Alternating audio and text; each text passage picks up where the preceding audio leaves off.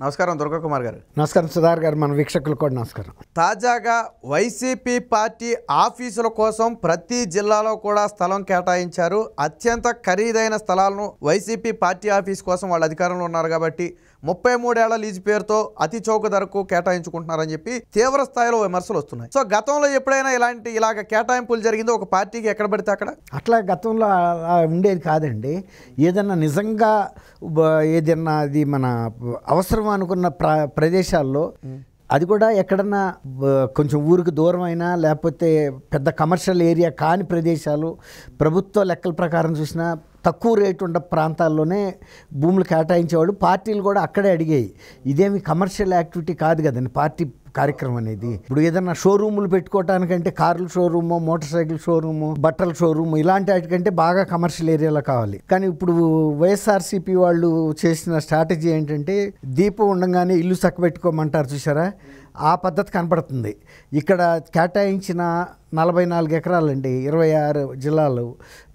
Average చూసినా 1.5 ఎకరం స్థలం. అందులో కూడా చాలా ఖరీదైన ప్రాంతాల్లోనూ, వాణిజ్య ప్రాంతాల్లోనూ, లేదంటే జూబ్లీ హిల్స్ లాంటి ఆ టౌన్లో, ఆ సిటీలో ఉండే ప్రధానమైన ప్రాంతాల్లో కేటాయించుకున్నారండి. వైజాగ్లో కూడా ఒక మంచి లగ్జరీ హిల్స్లో 2 ఎకరాలు, అది దాదాపు 200 కోట్లు కూడా చేస్తని ఒక అంచనా ఉంది. ఇవి ఈ 44 ఎకరాలకు మీద ఎంతో తెలుసండి లీజు.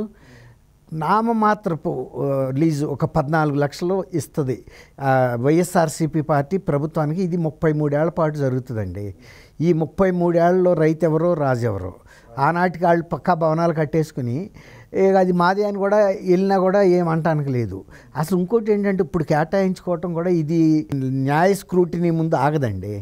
ఇది కనుక ఏదన్నా పబ్లిక్ ఇంట్రెస్ట్ లిటిగేషన్ వెళ్తే, ఇప్పుడు కేటాయించిన స్థలం ఎంత, ప్రదేశం ఎక్కడ, దాని మార్కెట్ రేట్ ఎంత, వీళ్ళు నిర్ణయించిన లీజ్ ఎంత, 33 ఏళ్ల పాటు. అసలు అక్కడ అంత స్థలం అవసరమా ఏ పార్టీకైనా? ఇతర పార్టీలు, రాజకీయ పార్టీలు కూడా ఏ ఆఫీసులు ఉన్నాయో చూస్తారు కదండి, వాటి విస్తీర్ణం ఎంతో కూడా చూస్తారు కదా. గతంలో కూడా తెలుగుదేశం 5 ఏళ్ళు పనిచేసింది కదా అక్కడ. అప్పుడు వాళ్ళు ఎన్ని కేటాయించుకున్నారు, ఏ పద్ధతిలో కేటాయించుకున్నారు, ఏ ప్రదేశంలో కేటాయించుకున్నారు అనేది కూడా స్క్రూటినీకి వస్తాయండి. దీంతోపాటు అవి కూడా వస్తాయి. వచ్చినప్పుడు వాళ్ళు ఎంత రేటు నిర్ణయించారు ఇవన్నీ కూడా వస్తాయి. కాబట్టి మనం వాళ్ళ అధికారంలో ఉన్నాం కదా అని ప్రజల సొమ్ము, మొన్న ఏం చెప్పాడు సజ్జల రామకృష్ణారెడ్డి గారు, షర్మిల గారును అనిల్ కుమార్ గారు వచ్చి, బ్రదర్ అనిల్ కుమార్, మాదేదో ఒకటి ప్రోడక్ట్ ఉంది, దాన్ని మీరు ప్రభుత్వం తరపున కొనండి అంటే, అమ్మమ్మో నేను అసలు అట్లాంటి పని చేయను, మీరు నాకు ఎంత చెల్లెలైనా బావైనా వస్తే కాఫీ తాగి వెళ్ళండి, కానీ ఇలా ప్రభుత్వ సొమ్ము దుర్వినియోగం చేసే కార్యక్రమం నా దగ్గరికి తీసుకొస్తే మాత్రం నేను అసలే ఆధ్యాత్మికవేత్తని, ఇలాంటి పనులు నేను చేయను, ధర్మకర్తగా ఉంటాను ప్రజల సొమ్ముకి అని చెప్పి పంపించడంతో వాళ్ళు వీని మీద ఆగ్రహించి ఇప్పుడు ఈ రకమైన ఆధారాలు లేని ఆరోపణలు చేస్తున్నారని చెప్పాడు కదండి. నిజంగా కనుక ఆయన ప్రజల పట్ల కనుక, ప్రజల సొమ్ము పట్ల కనుక గౌరవం ఉంటే, అదేదైనా ప్రజా ఉపయోగానికి పనికొచ్చే కార్యక్రమాన్ని కనుక కేటాయిస్తే చాలా బాగుండేది. అది కాకుండా పార్టీ ఆఫీస్ కోసం చాలా ఖరీదైన స్థలమే ఎందుకు కావాలండి? ఆ తర్వాత అది సెంటర్లోను, వాణిజ్య ప్రాంతంలోనూ ఎందుకు ఉండాలి? తర్వాత బాగా విలాసవంతమైన ప్రదేశంలోనే ఎందుకు ఉండాలి? ఎక్కడన్నా నిజంగా ప్రభుత్వ స్థలం ఇతరాటికి ఏది ఉపయోగపడదు అనుకున్నప్పుడు పార్టీ ఆఫీస్కి ఎంత, ఇప్పుడు సిపిఐ సిపిఎం ఆఫీసులు కూడా ఆల్మోస్ట్ అన్ని జిల్లా కేంద్రాల్లో గతంలో కూడా ఉన్నాయండి. ఓకే, అప్పుడప్పుడు మంచి వెలిగినాయి కూడా. ఇప్పుడు వాళ్ళకి ఎంత ఉన్నాయో చూసి అట్లాంటివి చేయొచ్చు. తర్వాత ఇంకోటి ఏంటంటే, ఇంత ఖరీదైన స్థలాలని పార్టీకి ఇంత మినిమమ్ దీని మీద వసూలు చేసి ఇవ్వటం, నిర్ణయించి ఇవ్వటం కూడా కేవలం అది స్వార్థం కిందే వస్తుందండి. రెండోది ఏంటంటే, ఇవాళ ఆంధ్రప్రదేశ్లో ఎక్కడ కూడా అభివృద్ధి కార్యక్రమాలు, భవన నిర్మాణాలు ఎక్కడ జరగట్లా. ఒక్క వైఎస్ఆర్సీపీ పార్టీ కార్యాలయ నిర్మాణాలు మాత్రం అసలు జెట్ వేగంతో వెళ్ళిపోతున్నాయి.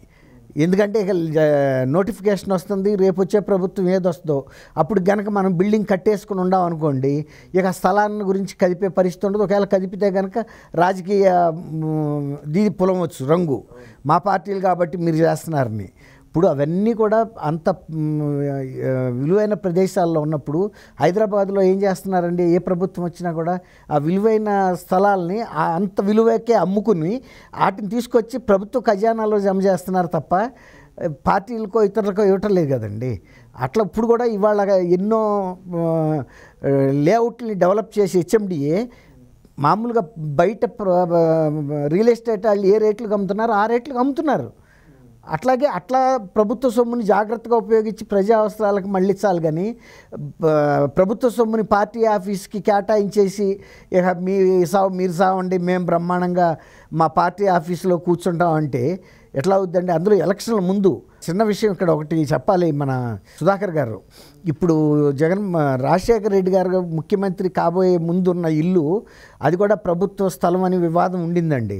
చాలా కాలం ఎవరు కూడా దాన్ని రెగ్యులరైజ్ చేయలేకపోయినప్పుడు ఆయనే ముఖ్యమంత్రిగా ఉన్నప్పుడు దాన్ని రెగ్యులరైజేషన్ పెట్టించి తను ముఖ్యమంత్రిగా ఉన్నాడు కాబట్టి ఆ క్యాబినెట్ సమావేశానికి ఆయన అధ్యక్షత వహించకుండా బయటకు వచ్చి చేయించుకున్నాడు. అట్లా ఏదైనా ఒక పద్ధతి ఇది ఉండాలండి, ఒక సాంప్రదాయం. అంతేగాని మనమే ముఖ్యమంత్రి కాబట్టి మన పార్టీకి కావాల్సిన పని ఇతర పార్టీలను కూడా అడగాలి కదండి. ఇప్పుడు ఇదో ఇట్లా స్థలం ఉంది, ఇదో ఇంత ఏరియా ఉంది కాబట్టి మేము ఇగో ఇట్లా ఇంత తీసుకోదలుచుకున్నాము. పని ముఖ్యమైన ప్రతిపక్ష పార్టీ ఎవరున్నారండి అక్కడ? తెలుగుదేశం ఉంది, తెలుగుదేశం అడగొచ్చు. కాంగ్రెస్ కూడా ఇవాళ కాకపోయినా రేపైనా అది ఒక జాతీయ పార్టీగా బలపడుతుంది కదండి. అట్లా ఇవ్వదలుచుకుంటే నలుగురికి ఒకేసారి వరుసగా సమానమైన భాగాలుగా ఇవ్వాలి. సపోజ్ 500 గజాలండి, ఇదిగో ఫలానా సాట 2000 గజాలు ఉంది, ఇదిగో 4 పార్టీలకి 400-500 చొప్పున కేటాయిస్తున్నాము. అందరిని పిలిపించవచ్చు అఖిల పక్షాన్ని, మీకు సరిపోద్దా లేదా, ఇదిగో ముందు ఎవరికి ఇవ్వాలి, 2 ఎవరు, 3 ఎవరు, 4 ఎవరు, అట్లా ఇస్తే కూడా ఒక రకంగా పద్ధతిగా ఉంటుంది. తప్పే ఉంది, వాళ్ళు కూడా ఒక రకంగా ప్రజల కోసం పోరాడే పార్టీలే కాబట్టి. కాబట్టి అది ఎట్లా ఉండాలంటే పొదుపుగా ఉండాలండి. అంతేగాని ఒక గార్డెన్ వేసుకోవడానికి పార్క్ లాగా డెవలప్, ప్యాలెస్లకి ఉండాల్సినంత స్థలం పార్టీ ఆఫీస్కి అక్కర్లేదు కదండి. ముఖ్య నాయకులు ఉండే ప్యాలెస్లు అంటే 20 ఎకరాల్లో ఉంటాయి, 30 ఎకరాల్లో. పార్టీ ఆఫీస్కి అంతెందుకు, కార్యకర్తలు వచ్చి కాసేపు కూర్చుని చర్చించుకుని ప్రజలకు ఏం చేయాలనేదే కదా అక్కడ చర్చ జరిగేది. అంతేగాని బెడ్రూములు, పెద్ద పెద్ద పెలాషియస్ కిచెన్లో అవన్నీ ఉండవు కదా. అది కొంచెం వాళ్ళు అట్లా పొదుపుగా తీసుకుని ఉంటే బాగుండేది. కానీ ఇది రేపు ఖచ్చితంగా న్యాయ సమీక్షకి వెళ్తాయండి. ఇంత పెద్ద ఆస్తుల దుర్వినియోగాన్ని రేపు న్యాయ సమీక్షకి వెళ్ళిన గౌరవ న్యాయస్థానాలు ఒక క్రమ పద్ధతిలో చేయాల్సిన అవసరం ఉంది కాబట్టి అవసరమైతే రద్దు కూడా చేసేస్తాయి. ప్రభుత్వ నిర్ణయం ఏం అల్టిమేట్ కాదండి, న్యాయ సమీక్షలో నిలబడినప్పుడే అది అమలు అవుతుంది. అట్లాంటప్పుడు 4 పార్టీలకి విభజించిస్తారు ఇస్తే, లేదంటే అది ఆక్షన్ పెట్టేసి గవర్నమెంట్ ట్రెజరీకి ఇవ్వమంటారు అట్లా.